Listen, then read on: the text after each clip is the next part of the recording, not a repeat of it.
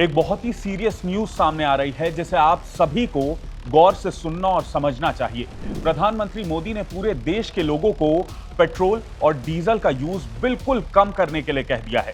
तो हम सबका दायित्व है कि पेट्रोल डीजल की खरीद पर जो विदेशी मुद्रा खर्च होती है, पेट्रोल डीजल बचाकर हमें वो मुद्रा भी बचानी है। इसके साथ ही अगले 1 साल तक गोल्ड तक खरीदने से मना कर दिया है, चाहे घर में शादी ही क्यों ना हो। एक जमाना था जब संकट आता था, कोई युद्ध होता था, तो लोग देश हित में सोना दान दे देते थे।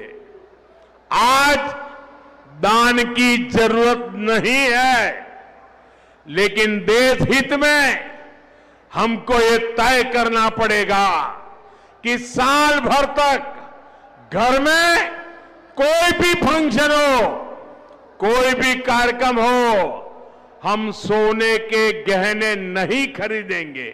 उन्होंने ये भी रिक्वेस्ट की है कि अगले 1 साल तक देश से बाहर घूमने ना जाएं। यहां तक कि उन्होंने तो सभी को कोरोना के दौर की तरह घर से काम करने यानी वर्क फ्रॉम होम करने तक की सलाह दे दी है। साथियों, हमने कोरोना के समय में वर्क फ्रॉम होम की, ऑनलाइन मीटिंग्स की, वीडियो कॉन्फ्रेंस की, ऐसी अनेक व्यवस्थाएं विकसित की और हमें आदत भी हो गई थी। आज समय की मांग ऐसी है कि उन व्यवस्थाओं को हम फिर से शुरू करें तो वो देश हित में होगा। Work from home, online conferences, virtual meetings, इनको हमें फिर से प्राथमिकता देनी है।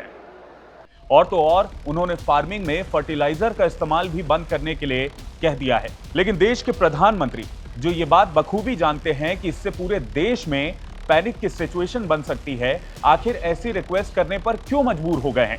क्योंकि वो जानते हैं कि अगर ईरान और यूएस की ये वॉर जल्द ही खत्म नहीं हुई तो भारत के लिए बहुत सीरियस सिचुएशन आ सकती है। गोल्ड खरीदने के लिए इसलिए मना किया जा रहा है क्योंकि गोल्ड इंडिया के बाहर से आता है और इसे डॉलर देकर खरीदना पड़ता है। सरकार डॉलर के मुकाबले रुपया के गिरते रेट को कंट्रोल करना चाहती है।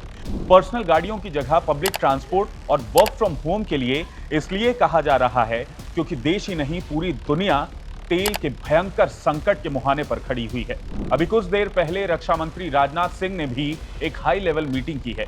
बैठक के बाद राजनाथ सिंह ने देशवासियों को भरोसा दिलाया है कि शांत रहें, घबराएं नहीं। केंद्र जरूरी सामान की कमी रोकने के लिए ठोस कदम उठा रहा है।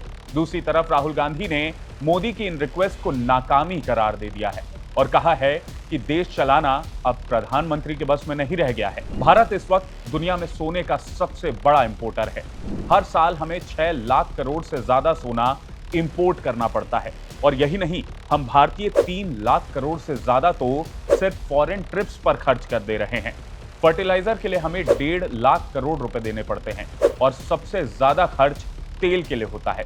इंडिया को हर साल 10 से 11 लाख करोड़ का तेल बाहर से मंगाना पड़ता है, जो बढ़कर 17 लाख करोड़ तक पहुंच सकता है। ऐसा हुआ तो महंगाई आसमान छू देगी। इस वीडियो को अपने सारे दोस्तों और रिश्तेदारों से अभी शेयर कर दीजिए, क्योंकि ज्यादा से ज्यादा लोगों को इसके बारे में पता लगना चाहिए। और कमेंट करके हमें बताइए कि पीएम मोदी की इन बातों का आप पालन करेंगे या नहीं।